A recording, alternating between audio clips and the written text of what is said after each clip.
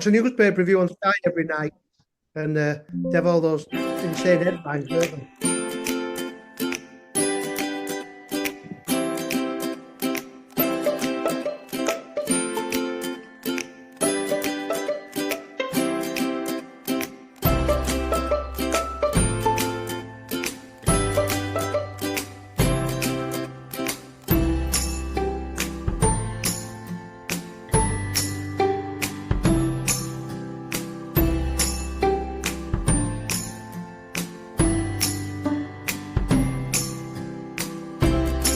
Right, me and Nicholas have got a bit of a throwing cans at each other, and as always, I failed to bring order.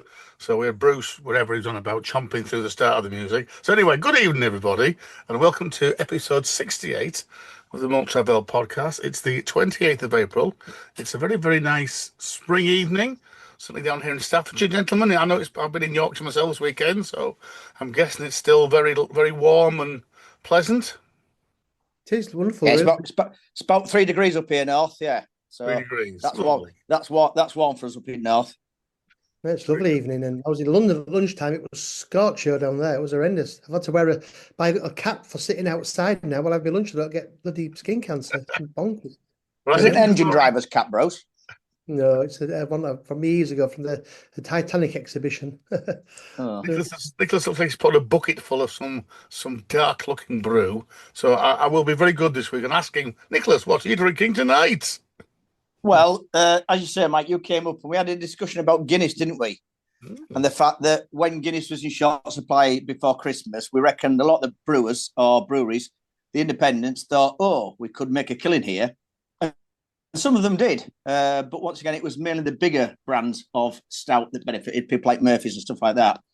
Because we've seen a plethora of stouts in local pubs over the last few weeks, and it seems that the breweries are now trying to get rid of this stout, and nobody wants to drink it. And I think the biggest problem with that is because people who drink Guinness won't try or drink anything else.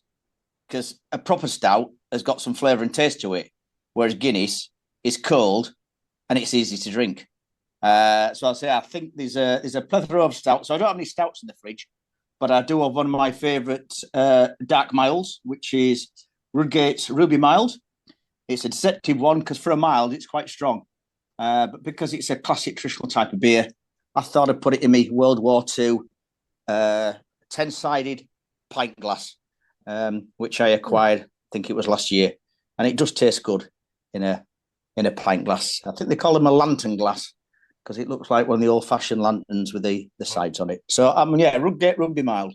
I'm going to go complete opposite. You see in my 21st century poser craft glass, which looks like a dwarf wine glass. I'm actually drinking tonight. I don't know why. I just thought I fancy one. So I've gone, again, very off left centre. So I'm actually drinking an Oakles Nectar, which is Oakles of the Isle of Man.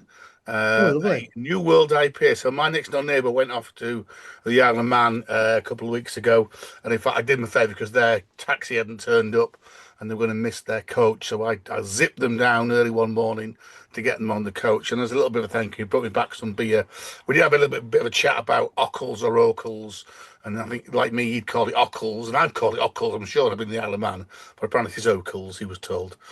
So it's very nice. Yeah, I've not seen them. Again, like most breweries, they're quite a traditional brewery, but this is their Falcon collection, it says. So a bit crafty. Anyway, back to this evening. They've sold out. Haven't they sold out to somebody though? I think somebody else owns them now. No, I don't think so. I think they bought somebody else out. I'll have a look when we get into have a chat. Google. It's not been long since we were last on together. And what we said in the last episode was we need to catch up with Bruce's travels. So I've called this one Ales on Rails because quite most of it is going to be Bruce's treks up and down the country. And indeed, we're planning a couple. The Northern Rail vouchers have just gone back out into regional papers this morning. So you can get your £10 unlimited travel per day, or is it £15 or something for the weekend, isn't it? Or a bit more than that, isn't it? £17.50, I think, in it. £17.50 for the weekend. As always, I don't bother buying the papers. Just get an online version, screenshot it, and nobody's ever questioned me when I've been. So it saves even more money. Anyway, you wait for it. Wait for it. And there was also, I think Bruce did share with me, and I picked it myself. There was an article in the Telegraph I think 2 weekends ago, where suddenly drinking beer on railway stations is really trendy, despite the real ale trail's been around for probably 30 years now. Anyway, so there's going to be a little bit of an ale theme, but we'll do a little bit of kind of background first of all, a little bit of beer news, and quite a, don't know. A bit of an interesting one. I think we did raise it maybe in our last podcast, but it's something that's generate a little bit of discussion, which we'll come on to, and which will also include one of our favourites, the wonderful Wetherspoons. As Nick mentioned, we managed to get together. Well, me and Nick have managed to get together for a couple of shortish beer drinkings. I was in the wonderful York a week or so ago, but unfortunately Bruce was off down to London. So I had a bit of a very warm solo after New York. Come back to that in a minute. So beer news, gents. I don't know if you picked this one up. This was in one of a couple of papers over the weekend about if you go on the new Heineken, if you go on the Heineken beer brewery tour in Amsterdam, their latest, whatever it's going to be, is they're piloting this thing called the Heineken for You. And basically, this kind of whatever it is machine, you can mix your own Heineken beer. So you go up to this thing. You can decide first of all whether you want Heineken Silver, Heineken Dry, or Heineken Smooth. You can then decide whether you want it double hopped, super dry, or super smooth.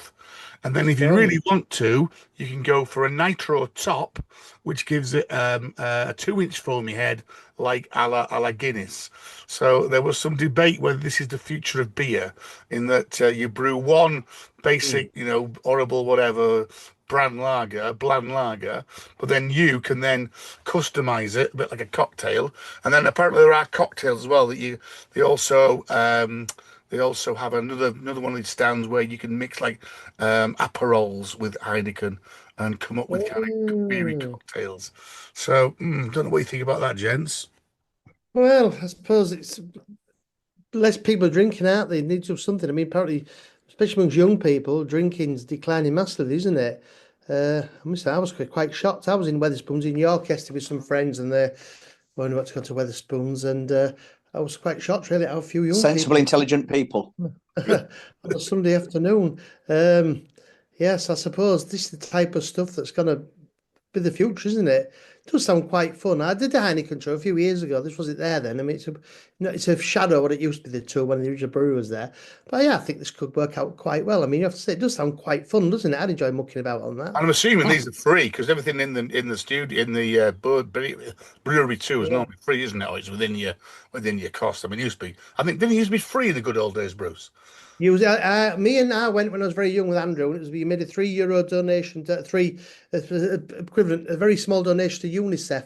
I think it's for 18 quid now. It's not really worth it. Very fairgroundy and lots of people. So no. Okay, well, Bruce kicked us off. He's mentioned Wetherspoons. That's twice already in the podcast. So again, and I think we have all discussed this personally together. But from the 9th of April, there's a big announcement, both made by Wetherspoons and at Thornbridge, in that the majority of Wetherspoon pubs were going to start stocking Jaipur, that at once very beer nirvana, the first real American pale ale brewed in the UK. And again, remember, it was brewed on the original Malton brewery kit when they sold up. They actually sold the kit to Thornbridge Hall Brewery, which is where Jaipur started. Jaipur because the owner of Thornbridge and his wife got married in Jaipur.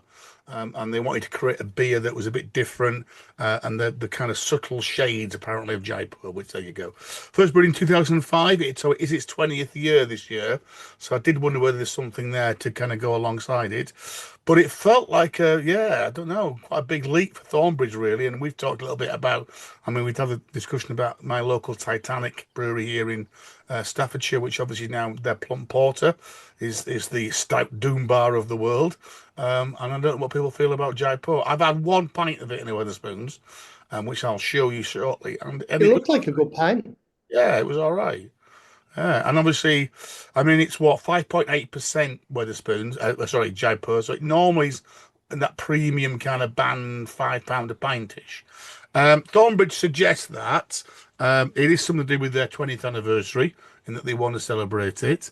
They also say that they've got a long-standing relationship with J.D. Wetherspoon, Although I've got to say, you don't often see Thornbridge beers in Wetherspoons. You see the occasional, what's the lagery one, Mountain, what's it? You sometimes see that in there.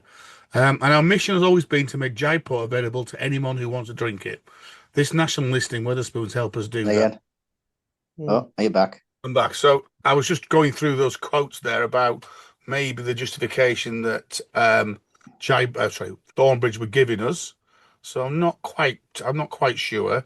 It may be that thing about scale, and as we've talked about before, breweries have to scale up, and if you get to a certain point, it almost becomes you start losing money because the tax you pay.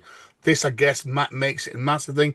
Nick, I think when me and you were last in the brewery, ironically, they were moaning about Tesco's undercutting them, weren't they? Because at the time, Tesco's were doing 4 cans of Jaipur for, was it £8 for 4 cans, something like that, wasn't it? Yeah, I mean, they said it was a lost leader, but it was to get the name out there. I feel that, I mean, how long ago was that, though, Mike? That was 5-6 years ago. Oh, yeah. I think they've probably increased their production now, and I fear it's a bit like Tiller's Landlord. The quality of the product when it first came out that everybody got a love for, they're knocking the Jaipur out at such huge quantities now. This is why they could drop the price of it. And I'm afraid it isn't quite what it used to be. That's been my personal feelings the last few times I've tried a pint of it. I've not tried it in Wetherspoons yet, although I have had it in Wetherspoons before when it's been a guest on the bar. And I say, compared to what it used to be like when it first came out, when it was so distinctive, it was so floral, and obviously it was quite strong as well, very deceptive. Now it's just lacking something. Whether that's because the competitors have come in with a better product, you've got a lot of these floral citrus flavour IPAs now, and this is why it's something very unique, like Landlord was, and because there are so many other people doing something similar now, that it doesn't stand out as much. I don't know, but as I say, I suspect that it's because they are being able to knock it out in such great quantities now. They have to be able to supply the majority of Wetherspoons for one thing. It's brewing on a mass scale, and whether the quality control's been lost a little bit, I don't know. But and quite interesting. I mean, that slide Mike's put up now, where the Tom Pudding Mike Pub in Goal, where you two visited, he said, "Oh, he paid for £1.79. That's less than pint they paid for the brewery." So he says, "We're like to order from Thornbridge again." It's a shame. And this is it really, because obviously we're in opposing camps on Wetherspoons on here really. I detest them. Nick loves them. You're kind of in the middle. Even though Bruce has been to 2 in a week, and I've not been in Wetherspoons for about 2 weeks. Was it through choice yesterday? I was outvoted. No, because you were some intelligent, sensible people, Bruce. And I'm afraid you're a particular sort of person. Anyway, carry on. You're a Guinness drinker. Say no more. The beer garden at the Wetherspoons Punch Bowl in Mickey. I've never been in before, actually. I've lived here 25 years. It must be the most depressing beer garden in the bloody country. It was appalling. But that aside, he talked about putting a roof terrace in, hasn't he, though? This is why he's going to put a roof terrace in. No, that was before. I think that one's dropped. But this is the dilemma, isn't it? I mean, really, you want to be a premium producer, you're doing this. I mean, remember, when his stocks get low in some of these small towns, it'll put this down to 99p. People go with the vouchers. They'll be getting a pint for 49p. It's going to be, and a save. No, they don't sell it for less than £1, Bruce. You can't use your camera voucher on a 99 pence pint. Absolutely, mate. It's just bonkers. It can, to me, Wetherspoons the biggest winner from this. I do think, and I don't think the Tom Pudding's reaction to this will be alone. I mean, I have to say, I must admit, I mean, when you go to the Thornbridge Pivavar pubs we have in York, the Jaipur in there is still delicious. I think it's kept its flavour better than the Landlord has, really, because even when now you go to, for the life of me, we can never get a pint Landlord like we used to. But I agree with you there, Bruce. Yeah, he's certainly not dropped the flavour as much as Landlord has. But we have that Thornbridge pub in York, and I have to say that Jaipur and all the beer in there is delicious. But then again, people are thinking, "Great, what is there? £5 a pint," and go to Wetherspoons at £2.60. Yeah, I think Wetherspoons the big winner from this deal, but they're a big business. Thornbridge aren't being forced to sell to Wetherspoons, Bruce, so they've done it for a reason, haven't they? Oh, no, I'm saying I think they're the big winner out of this, but I do wonder whether you got one of the orders from the sort of, the distribute from the pubs, really. I can see a lot of people take the Tom Pudding's view, really. It's an interesting one, isn't it? Strange move. Right, I'm playing around with the screen because I've just changed computers for this week and I can't get anything to bloody work. So I'm just trying to, because we lost ourselves off the video there. And I do like to see my colleagues, even if I can just see if I've frozen or not. Have you gone from ZX Spectrum to Commodore 64. Something like that. And I've now got a bloody the sound bar that's over my. Right, so I will try again. So I'm going to go to that one. I'm going to share that one. I've got share sound on. Right, sorry. Well, Valio starting now. There is a massive David and Goliath battle opening now, though, because of course Weatherspoons are opening in Wetherby. Wetherby, a very posh market town about 7 miles from York. I love it. And it's not the end, to be fair. I mean, it's a big Italian restaurant. There's an institution's closed there, and Weatherspoons are moving in there. In a funny way, and you can't blame Weatherspoons for that. The restaurant closed down, the family retired.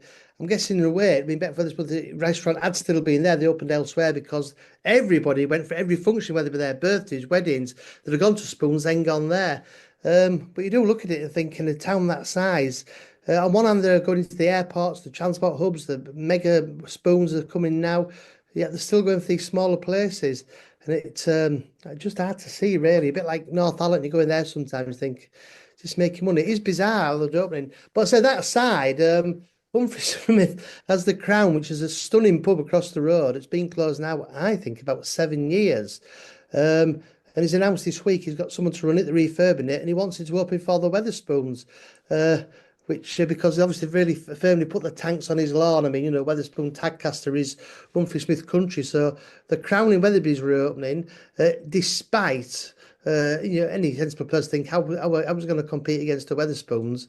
But he's going to open it before the Spoons. So that's they've put the wages, haven't they, Bruce? So we assume this is obviously the son are supposed to take over the business now. And the first thing he's done is actually increase the offer wages twice in the last 2 months to try and attract couples to take on his pubs. This is only hearsay that the son hasn't actually taken over. Apparently, Mr. Smith is still in charge. They take over on the 31st of January. It never happened, but I say this is only what you hear. Apparently, it hasn't happened. But we've got the King's. But somebody's having an influence there now, because I say they are now desperate and they are being proactive in trying to get the pubs open, and they're doing that by offering a higher and higher wage. Whereas before, when it was 100% Humphrey, basically it's saying that he wasn't bothered that he's had pubs closed for years. So something's changed. Something's happening. Yeah, we've had the Long Master pub near us reopen recently. Right, hang on. Come on, let's we'll go off this one before we get sued again. So just a couple of beery highlights for myself before we get on to Bruce's. This is, again, for those that the regular visitors, you know that one of my locals is Mellard's, which is a former ironmongers, and we were there. Was it the week last Friday? And I just took this picture because it almost felt like we're back in that first COVID lockdown. Well, not the first one, the second one. Because the first one we couldn't do anything. But remember, we had 2 wonderful springs, didn't we, in lockdown? And this pub really boomed actually over lockdown because of the beer garden, which you can see there, and they were able to do table service. And remember, we had that long stretch of weather just like this, and it had that kind of vibe that it was lovely. It was quite warm in the sun, but it just got cold. And thought they don't do table service. But this bar actually kept table service on, and they still reckon that they made more money when they had table service, which is interesting. The people were probably drinking more because they brought it to you. Because a couple last little newsy bits really here. Really interesting how you pick this up that. In AB InBev suddenly have kind of, don't know what, they've suddenly realised that actually people do quite like traditional ales. So I don't know if you've seen them out, but they've just started to push a really big Bass marketing campaign, trying to start drinking Bass again. Despite now Bass being an absolute shadow of itself, it's not brewed in Burton anymore. It's brewed in the Salisbury, which is up near Preston brewery. But just interesting how they kind of flick and flack around it, isn't it? That they're having quite a big push for Bass Pale Ale. Interesting. And then Nick, maybe a good one for us, because we know that Ambleside is okay, but it can be a little bit of a beer desert at times, isn't it? And especially when places are busy. But the Lakes Brew Company, again, who we've kind of followed through. So these were the guys who initially, they were out at Staveley, weren't they, at the Hawkshead Brewery.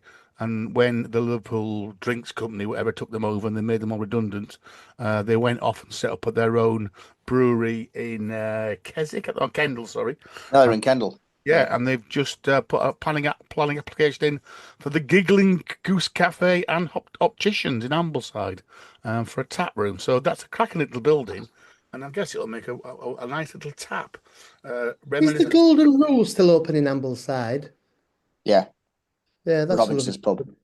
Still a Two good- Robinson's pubs tucked away up the Yeah. hill.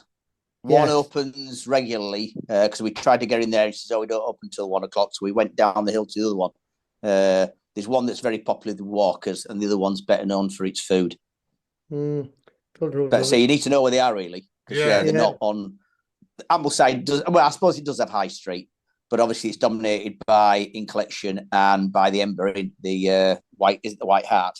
Yeah, White Hart. Which always have cask beer on. And they have I think they had the Monday night club when you get a discount. They used to do camera discount as well. There's no kind of crafty little bar. There's no like a bar in Windermere. There's no bar like that. Is there in Ambleside? There's where the little house on the bridge is. There's like a little courtyard there with there's pizza and there's beers. But I've never actually been in there. It's a bit more hipster and crafty. Yeah, that'll do well, won't it? Yeah. Right. So I'm trying to work out where it was though, because it looked like that might be on a back street rather than on one of the main streets. I've got a feeling it's straight off from where you've explained that little bridge. But if you look, it's got a very tight little double yellow line in the picture. Yeah. So it's not one of the big roads. When they do little tiny yellow lines, means that it's a little thin street normally. Okay, just a couple of quick ones for me then. Again, a place that I have been to a couple of times, but I had a little trip to Leek a couple of Saturdays ago. Came across Weetabix beer, which I'd not seen before, which is an interesting one. A wheat IPA by the Hackney Church Brew Company. But again, a little venue in Leek. It's kind of been in and out a couple of times. The hideout, a nice little vibe inside. It's one of those kind of bars that does takeouts as well as 2 or 3 casks, and then about 10 or 11. Sorry, well, it's on the wall there, isn't it? 5. Was it a cask? Is about 3 or 4 casks, and then 6 or 7 kegs. And again, I came across Newbury, the Rural Brewing Company, who again are in Alton Towers, and apparently they brew beer now for Alton Towers as well as being their own little brewery. And it was a very, very nice beer, I've got to say. So again, anybody in Leek, it's quite a good place, Leek, now for a good day out. I don't think Nick, I don't think I've ever taken you to Leek. No, you talked about it. Really, is that real fire? It was was it a real fire? I think it was a real fire. I know it might be the sun coming through the windows, to be honest, unless it's on fire. Yeah, it looks like a fireplace. And then I say, me and Nick had managed to have a couple of beers back in the hometown. So I had a couple of solo drinks. I think Nick was working late one day. Brass Castle has been ticking over very well. And nice to see, I think, Nick, obviously the summer season starting, a full array of pumps in at Brass Castle. Because at times, when we've been in over the winter, they've only had kind of maybe one kind of IPA, haven't they? And then either Bad Kitty or a version of Bad Kitty. But I think when we've been in the last few weeks, they've had a full array on, including a couple of guests every now and then. And then chapter 2, we've had a couple of nice. They had the Jolly Sailor beers on when we were both Selby, based in Selby, which were very, very nice. So some good ones there. And then a pub that again we've probably haven't been in for years. I know, Nick, you've been in a bit more recent, and Bruce. Yeah. You were probably in there many moons. I think me and Bruce might have even cycled there last time we went to the Grapes. It looks fantastic, though, doesn't it? Yeah, a little hidden gem, really. And I know this is the pub in Slingsby, which is one of the street villages in between Malton and Hovingham, Hemsley kind of road. It was closed for quite a long time. A couple have taken it over about a few years ago now, I think, probably 4 or 5 years ago now, but done really, really well. They've got a fantastic beer garden out the back there, and a bit of a big drinking tent and things, which again I assume did them very well over COVID, etc. Inside, though, it's an absolute treasure of breweryania, particularly Guinness. So Nick quite likes it, and to me, Nick, we've discussed it. It all looks fairly authentic, doesn't it? Because you do get a lot of the landlord collects it. So I've not chatted with him before, but I've chatted with the other staff. I like it there because he's got a nice collection. Slight downer was in every villagey pub that I went into over my couple of weekends and plus in Yorkshire, virtually every pub had Figs and Spez Bitter, Timothy's Landlord, and Ossett Yorkshire Blonde. So I don't know whether that's just the staple, but I must have been in 4 pubs between where's the Mountsman place? Kilburn, Yeah. Slingsby, Weststoke, they all had Thickson's Best Bitter, Ossett Blonde, and then either a landlord or something else on. So, but no, certainly worth looking into Slingsby. Two big caravan sites there, and I thought the shop shut. So really good. And then just very quickly, I got myself up to York the other week, and after I don't know how many years, probably 5, 6, 7 years of being a punk, I think what they call them now, equity punk, an EPQ or something, which I will just say I did buy before all the shenanigans with our friends at Brewdog, or the one friend at Brewdog, and I managed to get not one but two, The one brewery. one but 2 free pints out of them. So I felt slightly more humble, including quite a nice pint of Clockwork Tangerine Session IPA, which is very nice. So yeah, Brewdog. Actually, when you sit outside their brews, it's in a wonderful place, isn't it? Near the Micklegate Gate. There's some fantastic bloody penthouses going up across the road, which slightly deterred it because it was quite noisy. But this was what, Thursday after, this was Maundy Thursday. And I was there in the afternoon, and it was pretty dead, I've got to say. There wasn't many folks in there. It's amazing how they got up there. They were so arrogant. They thought, "Oh, people come to us," but they don't. And I can't. I mean, it's always dead. And that one, I mean, the open when Brigance was open, but I suppose they've got 2 very cheap pubs nearby. Again, they've Spoons. They've got the Harry Hotspur across the road. They've got the Turning Point. On the Falcons, they've got some proper craft beer. The Falcons now owned by Turning Point. Yeah. So really, why do you go to the old incel pub? I mean, I know we're joking about it, but it's becoming a massive issue for them, isn't it? They've acquired this reputation now, apparently. A lot of people in London are saying that it's for blokes who never held a girl's hand and stuff like that. And it's really beginning to stick, and they're getting very touchy about it, which is wonderful. Horrible company. Yeah. Horrible. Anyway, I'm going to go back to BE News in a way, because we mentioned at the start of the thing, and we're back to our theme now, in that the Telegraph again. I don't know. It's nice in a way, in that at least, pubs and beer is becoming more mainstream. But again, it does feel like quite a bit of lazy journalism. So there was a big article in the Telegraph travel supplement on one of the weekend, on Saturday or Sunday, the Telegraph's best railway station pubs. And I don't think you've seen this. I think, Bruce, you have. But that was their. I've seen a variation of it. If it wasn't this one, no, I think I have. Yeah, that was their 10, and I think at least 3 of these pubs are not actually on stations or anywhere near stations. They're kind of 5 minutes walk away from the station, which I'm not quite sure makes it a railway station pub. But anyway, for those who are not on YouTube, their number 1 choice was Sheffield Tap. I go with that. I don't think it's the best tap in the country, but it's okay. York Tap was number 2. York Tap is definitely not the second best railway pub in the country. I mean, I always drink in York. Whenever I go to York, I always have a drink in it, but it's not great. Stilly Bridge Buffet Bar definitely should be. That should have been number 1. That should have been number 1. Victoria in Derby, which is across the road, and that's stretching it slightly. And of course, there's an even better pub, the Brunswick, which is just the same distance. Much better pub than the Victoria. Do they still serve beer from the jug in the Brunswick? No, they did last time I was in there. If you ask for it, I'm sure they'd do it. Last time I went there, you were at university at Loughborough, and they were serving beer from the jugs. So. The Parsley out of King's Cross, again, I can accept that, but it's not the best 5th pub in the railway pub in the country. Is it? No. The Great Western in Wolverhampton, which again is actually not on the station. The Head of Steam in Huddersfield, again, which is a bit, a bit dreary in it, a bit of a kind of big space. It is. Codswell Station pub in Staffordshire, which is quite nice, and a place I've been to. The Pelt Trader, which is actually underneath Cannon Street Station in London, so it's not technically a railway pub, and the Whistle Stop in Grantham, which I would say is that if I was going to visit any of these, I would probably head for the Whistle Stop in Grantham, because it looks a rather nice pub. What they did at least do is they did make a link to Rail Smart, who actually do a very good little guide to station pubs. It's not up to date because there are 1 or 2 pubs missing, but at least it's a starting point there. And they do a nice little map, and not only do that, but they give you the average cost for pint, which I thought was really, really nice as well. So the said Grantham Whistle Stop, they charge around £3.80 a pint. Whereas, for example, the Whitby station, in Whitby, they've got the Station Inn down, which again is a bit of a thing because there's a bloody pub on the station at Whitby. It's £4.10. York Tap, they've got down as £4.10. Liverpool Lime Street, they've got the North Western down at £2.26.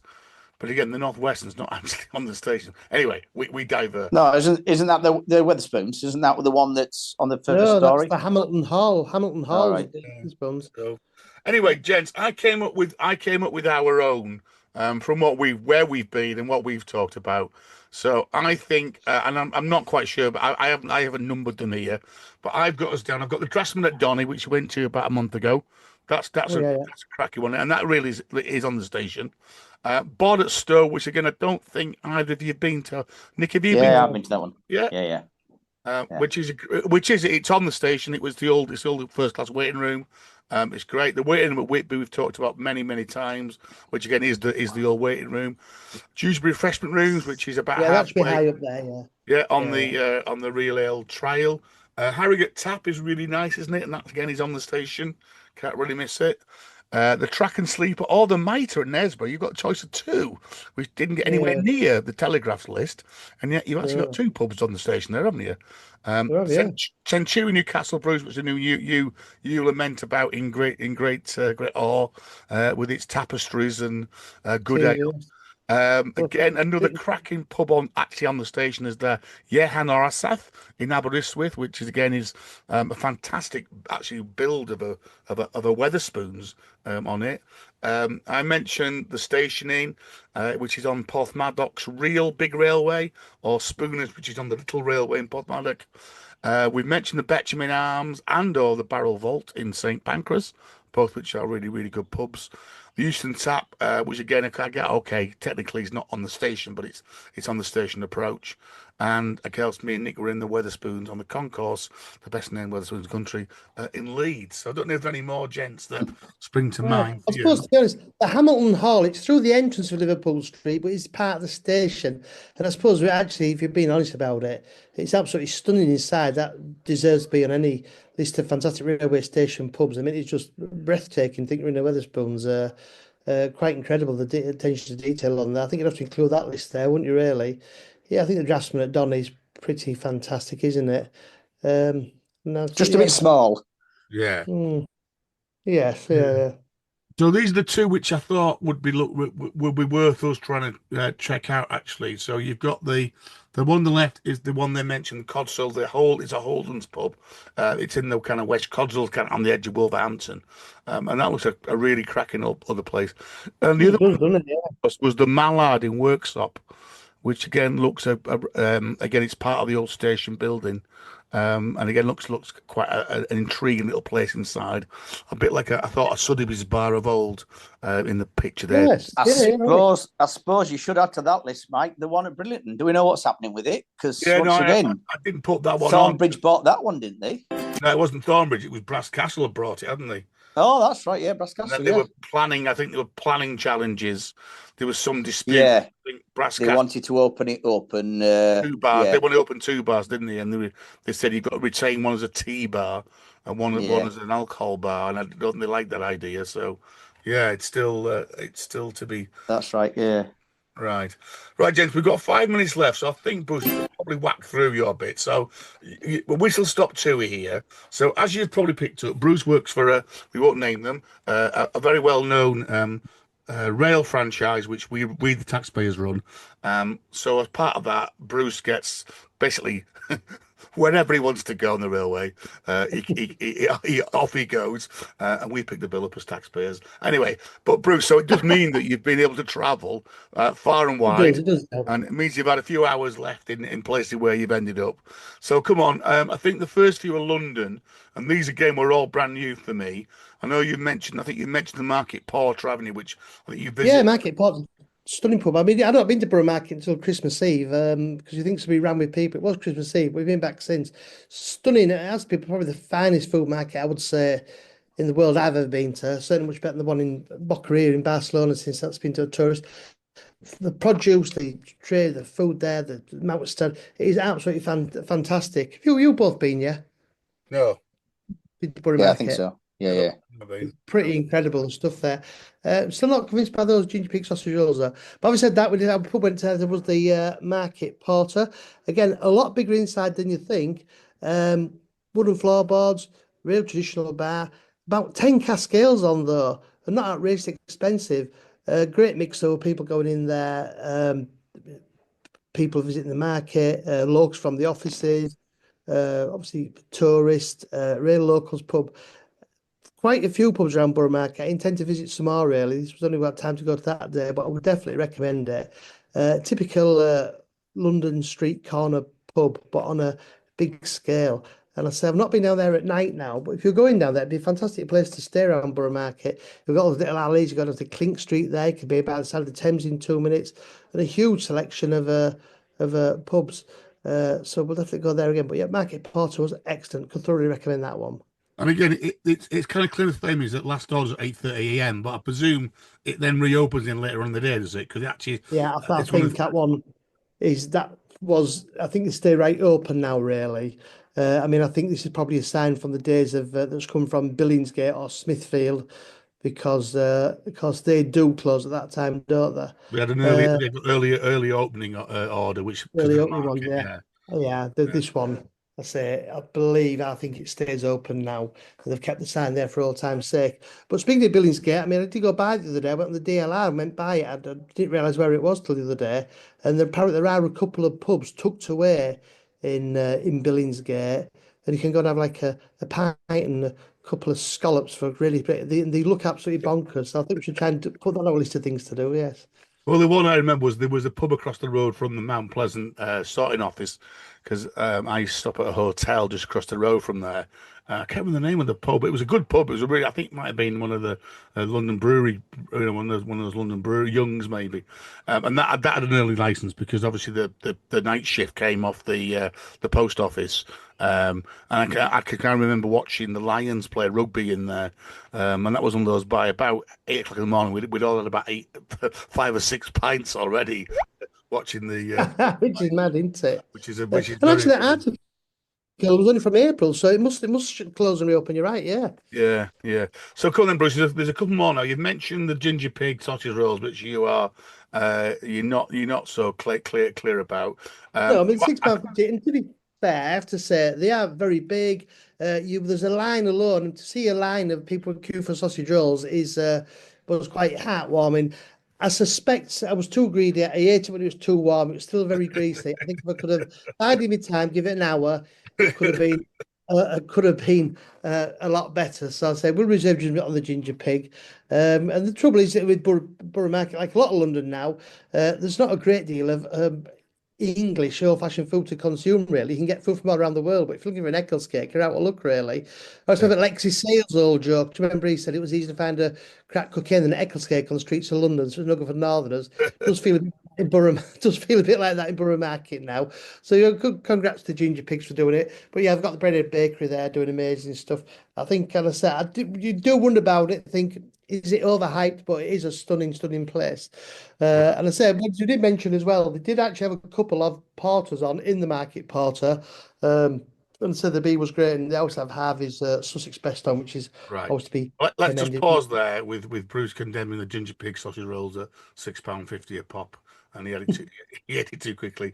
We'll have a pause there, gentlemen, and we'll come back for part two, and Bruce can carry on regaling us with his trips on the East Coast Main Line.